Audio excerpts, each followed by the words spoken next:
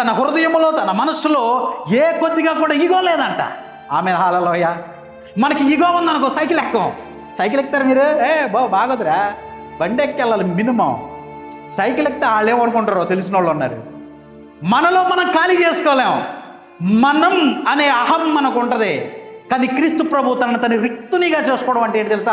తనలో తాను నేను రాజును, వీరందరినీ సృష్టించిన వాడను, నేను ఈ లోకాన్ని ఒక్క మాటతో పలికింప చేస్తే సృష్టి కలిగింది, మానవులందరినీ నేను సృష్టించాను ఐ యామ్ అని అనలా. తనను తను ఖాళీ చేసుకున్నాడు.